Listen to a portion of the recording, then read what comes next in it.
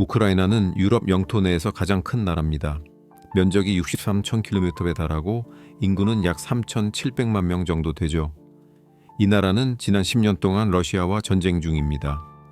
동슬라브 문화의 중요한 중심지였던 위대한 이 나라 국민들은 역사적으로 끊임없는 고통에 직면해 왔습니다. 중세 시대에는 몽골의 침략을 받았고 그 후에는 러시아, 폴란드, 오스만 제국으로부터 끊임없이 공격을 받았습니다. 그리고 소비에트 시대가 도래하면서 우크라이나는 소련에 강제 합류했죠. 1986년에는 전 세계를 경악하게 한 체르노빌 원전 참사가 바로 이곳 우크라이나에서 발생했습니다. 이 참사 이후 여러 차례 봉기가 있었고 1991년 소련이 붕괴되면서 우크라이나는 완전한 독립을 쟁취했습니다. 그리고 2014년까지 꾸준히 발전했지만 그 이후로 러시아와의 정치적 군사적 갈등에 휘말려 왔습니다. 오늘날까지도 전쟁은 계속되고 있으며 영구적인 평화는 아직 찾아오지 않고 있습니다. 이 전쟁으로 양측에서 수만 명의 사람들이 목숨을 잃었고 우크라이나에서 다른 나라로 이주하는 물결이 이어지고 있습니다. 사실 우크라이나는 유럽뿐만 아니라 전 세계에서도 가장 비옥한 땅을 가진 나라 중 하나입니다. 전 세계 매장량의 10%를 차지하는 약 25억 톤의 망간 광석 매장량을 보유하고 있죠. 게다가 우크라이나는 전 세계 철광석 매장량의 7%를 차지합니다. 무엇보다 세계에서 가장 비옥한 토양 유형인 려움 체르노젬이 전 세계의 약 25%가 우크라이나에 있어요. 다시 말해 이 땅에 무언가를 심기만 하면 수확을 약속받는다는 뜻이죠. 2차 세계대전 당시 나치는 이 땅이 얼마나 비옥한지 깨닫고 기차를 이용해 자국으로 흙을 실어 날랐다고 합니다. 현재 진행 중인 전쟁에도 불구하고 우크라이나는 여전히 유럽에서 가장 큰 곡물 공급국 중 하나이며 지속적으로 수출하고 있습니다. 하지만 분쟁으로 인해 우크라이나의 수도인 키이우나 남부의 오데사 같은 도시는 현재 여행하기에 안전하지 않습니다. 이런 이유로 저희는 우크라이나 최서단에 위치한 도시 르비우 엘리비브로 가서 그곳의 일상을 촬영해 봤습니다. 르비우는 특별한 분위기와 독특한 특징을 지닌 특별한 도시입니다. 유럽 100대 도시 목록에 처음으로 이름을 올린 우크라이나 도시이기도 하죠. 이곳의 분위기는 방문하는 모든 관광객을 매료시킵니다. 따뜻한 색조의 이 도시에서는 사람들의 진심을 금방 느낄 수 있습니다. 르비우에는 거의 100만 명의 사람들이 살고 있습니다. 전쟁 전에는 특히 여름철에 최대 500만 명까지 수용할 수 있었죠. 르비우는 우크라이나의 문화 수도로 여겨지며 서부 우크라이나에 위치해 육로로 폴란드와 가깝습니다. 폴란드에서 버스나 자가용으로 쉽게 이동할 수 있어요. 아침 햇살이 비치기 시작하면 르비우 사람들은 일상 활동을 시작합니다. 요즘은 여전히 춥고 바람이 많이 불어요. 낮에는 기온이 슈므데크스까지 오르지만 저녁에는 셔스카덱스까지 떨어집니다. 세계 다른 지역 사람들이 해변을 즐길 때 르비우 사람들은 여전히 재킷과 코트를 입고 있습니다. 전반적인 분위기는 우울하고 활기가 없어 보입니다. 러시아와 우크라이나 간의 전쟁이 곧 끝날 거라는 이야기가 전 세계적으로 돌고 있지만 사람들은 여전히 다른 나라로 이주하는 것 같습니다. 르비우가 다른 우크라이나 도시보다 더 안전하긴 하지만 많은 사람들이 버스와 기차를 이용해 이웃 국가로 이동합니다. 버스 정류장에서 기다리는 대부분은 노인들과 성인 자녀를 둔 여성들입니다. 가끔 군복을 입은 사람들도 보이는데 아마도 동부전선으로 향하는 길일 겁니다. 전쟁은 그렇지 않아도 안 좋던 국가 경제를 더욱 약화시켰습니다. 구걸하는 아이들이 다가와 돈을 요구하는 경우도 있고 버스 정류장과 공원에서 잠을 자는 노숙자도 많습니다. 하지만 떠날 수 없거나 머물기로 선택한 사람들도 있습니다. 이들은 새벽에 차나 노란색 트램을 타고 일터로 향합니다. 전쟁 중에도 르비우는 활발한 교통 시스템을 유지하고 있습니다. 분쟁과 날씨 때문에 도시는 전반적으로 조용하고 활기가 없어 보입니다. 남아있는 사람들은 대부분 노인들입니다. 젊은 사람들과 가족들은 전쟁이 끝날 때까지 아마도 떠났을 겁니다. 정고가 되자 르비우는 활기를 되찾기 시작합니다. 마치 삶이 정상인 것처럼 더 많은 젊은이들이 광장을 채웁니다. 상점들은 셔터를 열고 손님을 맞이합니다. 예를 들어 이 와인 가게는 흐린 날씨에도 불구하고 인도에서 수다를 떠는 젊은 여성 및 남성 그룹에게 서비스를 제공하고 있습니다. 외국인들은 우크라이나에 대해 궁금해하지만 안전상의 이유로 여행을 피하고 있습니다. 르비우에서 보이는 대부분의 사람들은 현지인입니다. 관광객은 거의 없죠. 평소라면 르비우의 역사적인 시장이 1년 내내 북적였겠지만 지금은 주로 현지인들만 방문합니다. 다행인 소식은 르비우가 전쟁으로 인한 물리적 피해를 가장 적게 입었다는 것입니다. 독특한 동유럽 건축물이 잘 보존되어 있으며 다채로운 역사적인 건물들이 나란히 서서 매력적인 분위기를 자아냅니다. 이 건물들은 역사적으로 중요하기 때문에 외부를 변경하는 것은 불법이지만 실내는 이렇게 문구점처럼 상점이나 주택으로 사용되고 있습니다.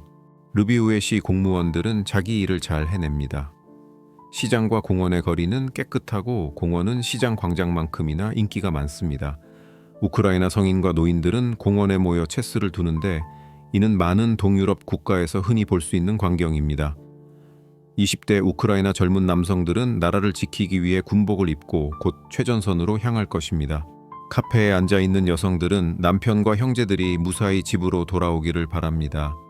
도시의 모든 사람들은 전쟁이 빨리 끝나기를 기다리고 희망합니다. 많은 사람들이 물리적으로는 그 자리에 있지만 정신적으로는 산만합니다.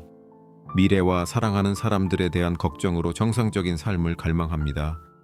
하루 종일 사이렌이 울릴 수 있으며 이는 불안감을 유발합니다. 전기 및 물 사용 제한이 부과될 수 있습니다. 정부는 르비우 주민들에게 드론 공격에 대비하라고 자주 경고합니다. 통행 금지가 일상생활을 방해하여 기본적인 일상생활을 영위하기 어렵게 만들 수도 있습니다. 경제적으로 서비스 부문에서 수입을 얻는 르비우 주민들은 충분히 벌지 못합니다. 도시에는 많은 이주민이 유입되어 괜찮은 임대주택을 찾기가 어렵습니다. 르비우시 당국은 끊임없이 도시를 확장하고 있습니다. 건설 노동자와 새로운 현대식 건물이 도처에서 눈에 띕니다. 아파트 건물은 대부분 5층 이상이며 발코니는 추가 생활 공간으로 둘러싸여 있습니다. 새 아파트의 월세는 고백에서 시작하여 1천우동까지 올라갑니다. 대부분의 새 건물은 건설 분야의 글로벌 리더들이 설계하고 건축하며 아파트는 69 10제곱미터 크기의 보통 방이 2개입니다. 전쟁이 시작된 이후 르비우의 밤 문화는 거의 사라졌습니다. 유흥클럽은 대부분 문을 닫았죠. 1인당 월소득은 500 미만이며 전쟁이 끝나기 위해서는 경제가 회복되어야 합니다. 저희가 머문 둘째 날은 날씨가 더 화창하고 따뜻했습니다. 거리는 평온하고 조용했으며 대부분의 차량은 15년 미만이었습니다. 초호화 자동차는 드물지만 차들이 아주 오래되지는 않았습니다. 트램 외에도 노란색 공공버스가 도시 내에서 운행하며 30분마다 정차합니다. 최근 2주로 인해 교통체증이 심하고 주차 공간이 부족하여 현지인들은 차량을 렌트하는 것보다 우버와 같은 차량 공유 서비스를 추천합니다. 좋은 날씨를 틈타 젊은 여성들은 자주 차려입고 시내 중심가에서 사진을 찍습니다. 전쟁에도 불구하고 사람들은 여전히 동기부여되어 있습니다. 시내 중심가의 분수대는 가족들이 아이들과 함께 하루를 보내며 놀고 더위를 식히는 인기 있는 모임 장소입니다. 우크라이나 사람들은 화창한 날씨를 오랫동안 갈망해 왔습니다. 카페는 더 붐비고 웨이터들은 더 바쁘며 여성들은 친구들과 사진을 찍거나 춤을 추기도 합니다.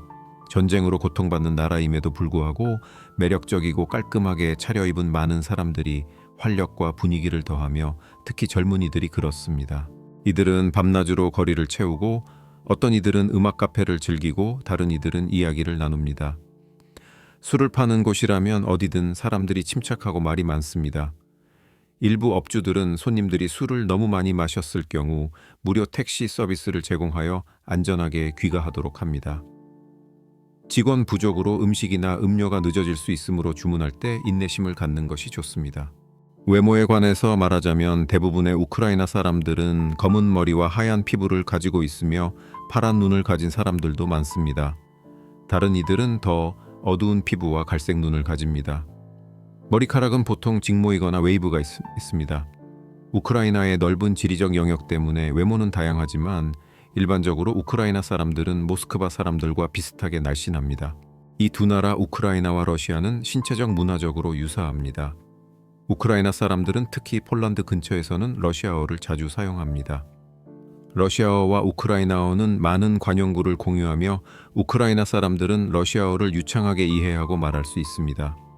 두 나라 모두 기독교 정교회이지만 러시아 사람들이 덜 종교적인 경향이 있습니다. 두 민족 모두 극도로 민족주의적이며 고향에 대한 애착이 강합니다. 정치적인 분열이 없다면 이들은 직접적인 문제가 거의 없을 겁니다. 두 민족 모두 교육 수준이 높고 문화적이며 전 세계에 기여하는 따뜻한 개인들입니다. 갈등은 정치인들의 정책에서 비롯됩니다.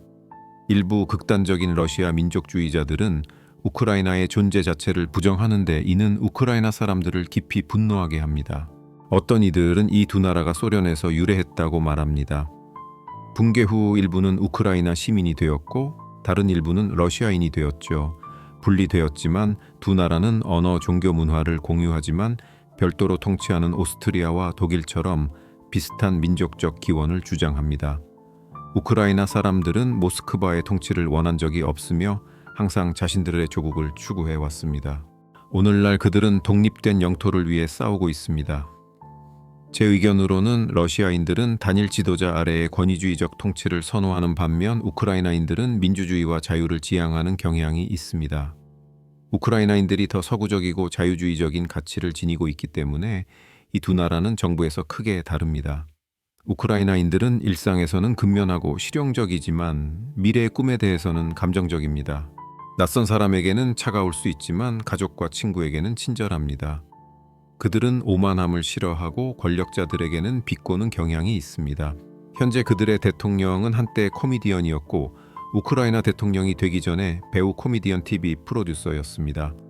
그는 평범한 교사가 예상치 않게 대통령이 되는 인기 TV 시리즈 국민의 종 Servant of the People에 출연한 것으로 가장 잘 알려져 있습니다. 우크라이나 사람들은 개인 생활을 사적으로 유지하는 것을 선호하며 더 강한 권위에 공개적으로 맞서는 경우가 드뭅니다. 그러나 어려움에 직면했을 때 그들은 예상치 못한 높은 조직력을 발휘합니다. 전쟁 내내 함께 버틸 수 있는 그들의 능력이야말로 이것의 가장 큰 증거입니다. 반면에 러시아 사람들은 자신들을 서구 국가보다 우월하다고 여기는 반면 우크라이나 사람들은 더 가족 중심적입니다. 예를 들어 우크라이나 남성들은 퇴근 후 사교 활동보다는 가족과 시간을 보내는 것을 우선시합니다. 우크라이나 사람들은 진정한 남자를 가족을 진정으로 아끼는 사람으로 정의합니다. 하지만 우크라이나 여성들은 유럽에서 찾아볼 수 있는 가장 아름다운 여성들 중 일부입니다. 그들은 경력에서는 야심차고 개인주의적이지만 데이트에서는 남성이 많은 것을 지불하기를 기대합니다. 러시아도 마찬가지입니다. 두 문화 모두 계산을 하는 것을 기사도로 봅니다. 러시아 또는 우크라이나 여성과의 진지한 관계에서는 정중함과 관대함이 필수적입니다. 대부분의 여성들은 선물을 기대하여 재정적 의무를 만듭니다. 이는 여성이 사회적 지위보다는 개인 개발에 더 집중하는 이유에서는 덜 흔한 일입니다. 예를 들어 이탈리아에서는 관계 초기에 여성이 남성에게 모든 것을 지불하도록 기대하지 않을 것입니다. 그리고 스웨덴이나 노르웨이에서는 수입보다는 성격이 덜 인상적입니다. 많은 동유럽 국가에서 관계는 종종 남성의 급여와 여성의 외모를 중심으로 전개됩니다. 하지만 저는 우크라이나 사람들이 놀라울 정도로 따뜻하고 친근하다고 말할 수 있습니다. 길거리에서 누군가와 눈이 마주치더라도 그들이 공격적으로 반응할 가능성은 낮습니다. 대신 그들은 미소를 지으며 약간 부끄러워하는 모습을 보일 수 있습니다. 우크라이나 방문을 고려 중이라면 우크라이나 사람들과 대화할 때 정치와 전쟁에 대한 언급은 피하는 것이 좋습니다. 특히 러시아에 대한 어떤 지지 표현도 피하고 러시아인들을 언급하거나 현지인들에게 그들의 고통을 상기시키지 마십시오. 그곳 사람들은 일반적으로 정치적 군사적 사건에 대한 토론이나 논쟁에 참여하고 싶어 하지 않습니다. 대신 그들은 자신들에게 기쁨을 가져다주는 주제에 집중하는 것을 선호합니다. 르비우에 살 계획이라면 빠르게 신뢰를 얻기 위해 대화를 개인적인 주제로 유지하십시오. 이 비디오에서는 우크라이나 르비우의 일상을 보여주면서 우크라이나의 문화적 특징을 강조했습니다. 다음 비디오에서 만나요. 안녕.